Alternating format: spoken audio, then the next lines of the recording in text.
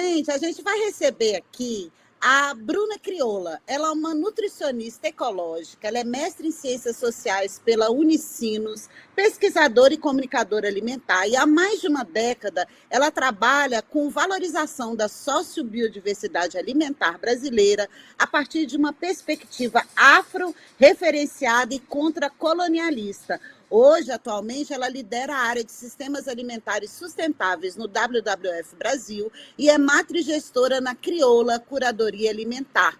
E eu quero dar as boas-vindas. Sobe aí para conversar com a gente, Bruna. Tudo bem? Tudo bem. Olá a todos, todas e todes. Obrigada pela oportunidade de conversa. Maravilha, seja bem-vinda. Deixa eu trazer aqui para vocês o contexto da nossa conversa. A Bruna, ela vai oferecer esse curso aqui, Mato é Comida. E é muito curiosa essa questão das PANC, que são as plantas alimentícias não convencionais ou não colonizadas, como ela afirma e ela vai explicar para a gente. E a gente falando aqui de preço de alimentos, né, que também de reforma agrária, de uma série de assuntos de interesse da classe trabalhadora, eu convidei a Bruna para lhe explicar para a gente como que a PANC pode ajudar a gente a comer melhor. E 2, o que é racismo alimentar e como as PANC podem ajudar a desfazer esse tipo de preconceito. Bruna, seja bem-vinda.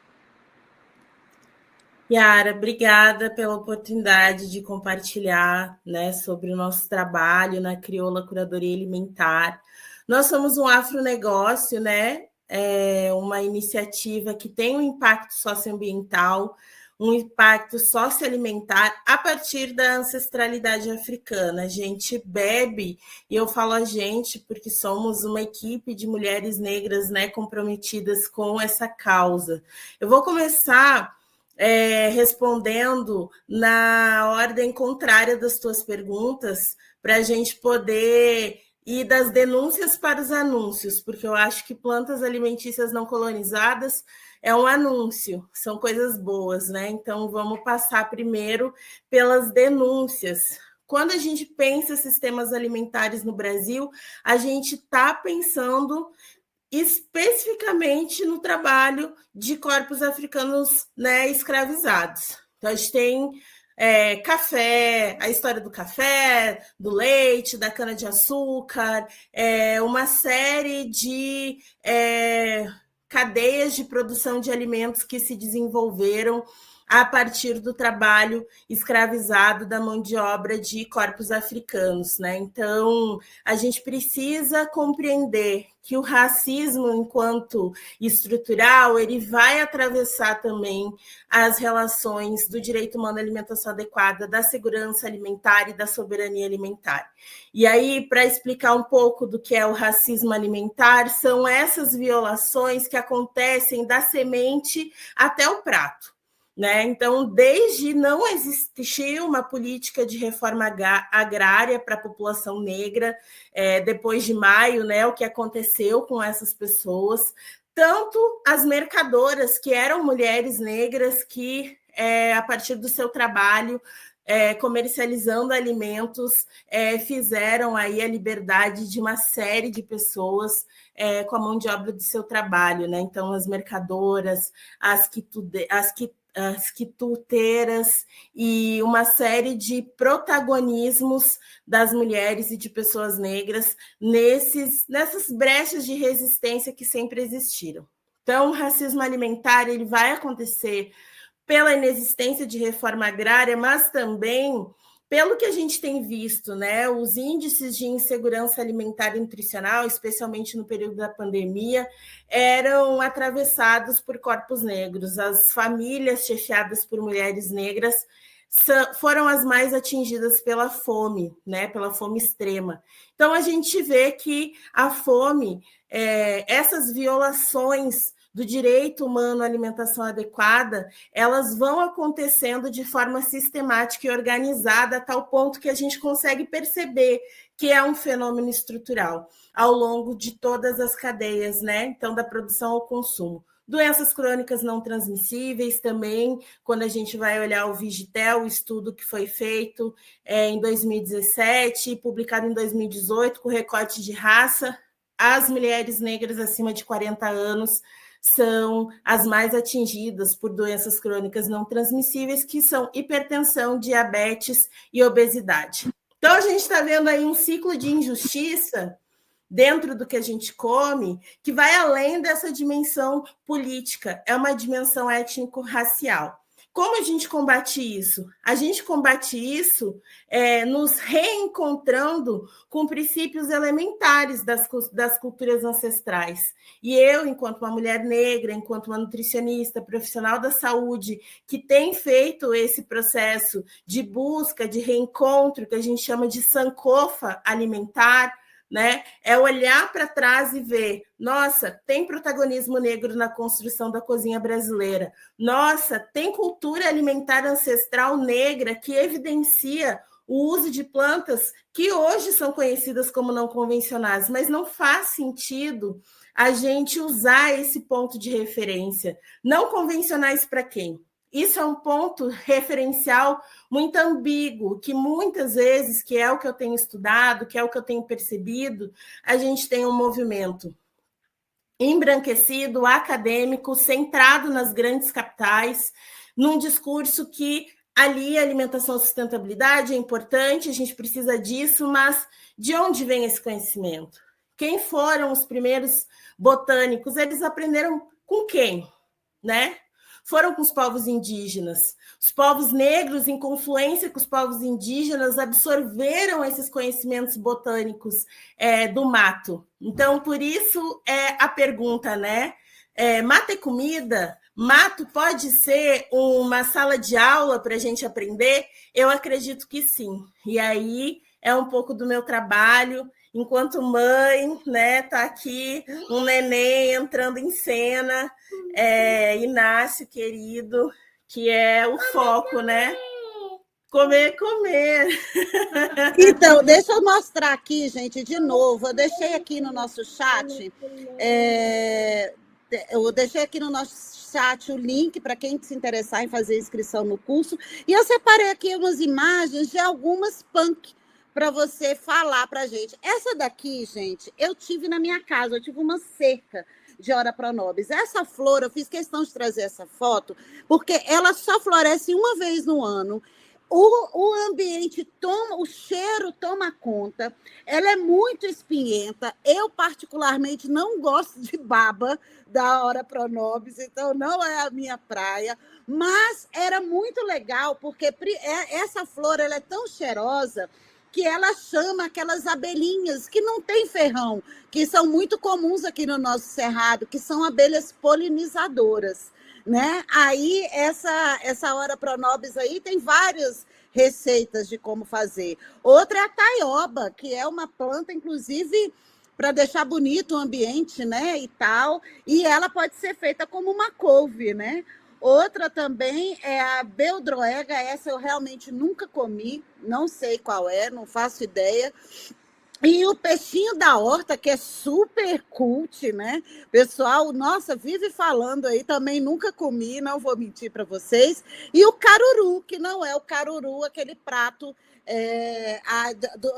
da comunidade afro, principalmente de Salvador, né? De pessoa de religião de matriz africana, que é inclusive oferenda para Yansan, né? Que é o caruru e outros orixás. Mas enfim, mato é comida. E aí, o pessoal tem muito preconceito, né, Bruna? Como é que é? A gente tem vários estigmas, né? E eu acho que isso também é importante. Por que falar em plantas alimentícias não colonizadas? Porque a gente precisa ter um referencial estrutural. O que nos afasta da comida de verdade é a colonização, é o impacto, é a chegança dos colonizadores e o impacto disso nas nossas refeições, na nossa cultura alimentar moderna. É por isso que brincar, mas que não é só uma brincadeira de nome, não é só trocar uma palavra pela outra, é toda uma abordagem e perspectiva decolonial, porque pensar em não colonização, quem são os povos não colonizados, né? São os povos indígenas, são as comunidades quilombolas, todos os povos tradicionais de matriz africana, todo o segmento dos povos tradicionais. Eles são os detentores de um conhecimento que nós, urbanoides, me coloco nesse lugar também, porque nasci em Porto Alegre, na periferia de Porto Alegre, então tenho esse caminho, né, para afro-referenciar, para trazer a agroecologia para mais perto do meu cotidiano.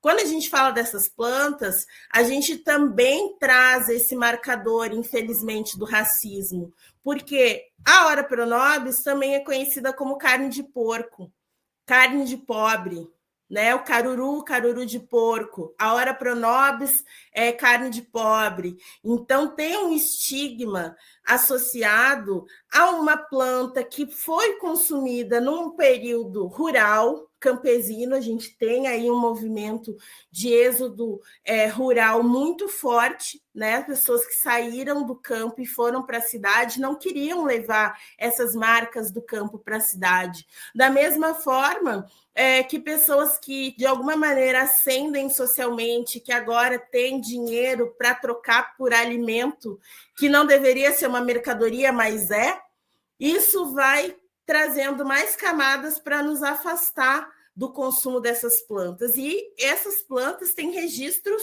muito antigos, né? A gente tem um livro do Manuel Quirino, que é um estudioso que trouxe um livro sobre a culinária baiana, e lá tem muitas plantas, né, como caruru, como a taioba, como a bertalha, como a beldroega, são plantas que você também fez esses ganchos, né? Eu acho que é legal esse entendimento, né? Está relacionado a uma expressão espiritual, está relacionado a uma conexão com o sagrado. Comida é isso, né? A gente precisa considerar os aspectos socioculturais da comida. E eu acho que pensar, bom, se eu estou distante dessas plantas, existem estudos na biologia que apontam que pelo menos 10% de toda a flora no mundo é comestível. Alguma parte. Ou uma semente, ou uma raiz, ou uma folha, um caule, ou um cipó, ou um tubérculo, uma raiz, um rizoma. E a gente tem aí pelo menos 300 mil plantas catalogadas no mundo. Isso dá pelo menos 30 mil variedades de plantas no mundo todo que a gente poderia comer, mas infelizmente a colonização, o sistema político-econômico que a gente vive nos afasta disso. Hoje, o cidadão que consegue consumir alimentos, ele tem uma restrição de 120 plantas, e só 4, que é arroz, feijão, soja, milho, fazem parte de mais de 60% da nossa dieta. Então, assim, o que nos afasta da comida de verdade é a colonização. Como a gente combate isso? Mergulhando nos conhecimentos ancestrais, conversando com as nossas mais velhas, se reencontrando com essa ancestralidade, porque é ali que a gente vai encontrar as chaves para uma alimentação mais autônoma, para um sistema alimentar mais justo, mais inclusivo. A gente precisa reconhecer essa existência e aprender com elas. Elas não são não convencionais, elas foram não colonizadas. Nós fomos colonizados e precisamos nos descolonizar. E aí fica o convite para todo mundo que quiser caminhar comigo, porque é uma jornada de 15 anos, mas eu ainda tenho muito para aprender, tenho muito para conhecer e muito para experimentar, e eu espero poder fazer tudo isso com o maior número de pessoas. Olha, gente, está aqui o link para o curso da Bruna, que é muito mais do que um curso sobre comida, é um curso sobre um novo jeito de olhar para o mundo e para a comida, não é isso, Bruna? Eu quero muito agradecer, queria saber se o Miguel ficou curioso para comer algum mato, Miguel. Já comeu algum desses matos aí? Eu comia o peixinho da horta, tinha no sítio lá do meu pai, era uma delícia. A gente fazia milanesa, fazia no churrasco, assim, nossa, lembrança que eu tenho desse peixinho da horta, que comida gostosa. Eu adoro esses matos, Bruna, adoro esses matos, eu acho que tem razão. E eu sempre pensei nisso, sabia? Por exemplo, sabe uma coisa que eu adoro e que eu sempre achei que o brasileiro não tem assim, não é tão comum, o que eu acho absurdo, a mandioca, né? As pessoas comem pão, né? Que é trigo, que não é uma planta muito assim brasileira, tanto que a gente importa até hoje, tem no sul e tudo, e a gente podia comer muito mais mandioca, muito mais nutritivo, né? Que o pão, enfim, e é muito brasileira, e outras plantas também, que podem ser produzidas com mais facilidade, podem ser produzidas em pequenas propriedades. Você consegue produzir mandioca em pequena propriedade. Trigo não. Trigo é muito mais difícil, né? Soja, milho, são produtos assim que ele tem a própria característica deles só em grandes propriedades. Essas plantas que você mencionou, dá para você produzir em pequena propriedade, dá para você plantar na própria casa. Então, se fosse espalhar... Eu acho, inclusive, Yara e Bruno, que na escola devia ser ensinado nutrição, eu sempre defendi isso, nutrição na escola, até para as crianças ensinarem aos pais, e plantar, né? Toda escola tem muita horta, e comer aquelas plantas da horta. Eu defendo muito isso, Bruno. Tem Deixa eu fazer uns comentários aqui para você. Olha, a Lejório, minha amiga, que voltou ao Brasil, dizendo que quer fazer o curso dela, um tema super importante. Ela também comenta que o peixinho da horta é muito consumido em Portugal, onde ela estava morando. A Cristina Lanes diz que ama a taioba. E ela também elogia a flor da Hora Pronobis. Eu acho a flor da Hora Pronobis sensacional. Por isso que eu não arranquei o pé, viu? Porque a flor era linda, cheirosa e trazia as abelhinhas. Mas muito bom tê-la aqui conosco, viu? Palavras finais aí, porque a gente já está chegando no final, ainda temos mais um bloco, querida. Quero agradecer a oportunidade de conversar com vocês, né? Me colocar à disposição, porque a gente pode falar sobre essas iniciativas, boas práticas agroecológicas na escola. Isso existe, Miguel, e é muito legal poder falar sobre isso, sobre essa potência nas escolas. Falar de novo, né, que o mais importante é que a gente se destrave, né, que a gente saia do convencional, que é a colonização, né, que é a gente só conhecer as plantas quando elas estão, né, dentro desse contexto de comércio, né, da gôndola do supermercado. A gente não precisa ser refém da gôndola do supermercado. Eu sempre digo que tem comida em todo lugar, e o meu trabalho principal é fazer as pessoas entenderem e verem essa diversidade, essa abundância e essa mentalidade de que a gente pode coletar, pode promover autonomia alimentar de maneira respeitosa, solidária e contribuir, né, para uma alimentação mais justa, mais saudável para as pessoas e para o planeta.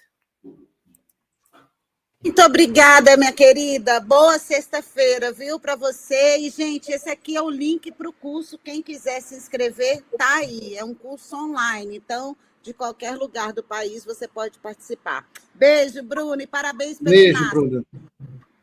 Tchau.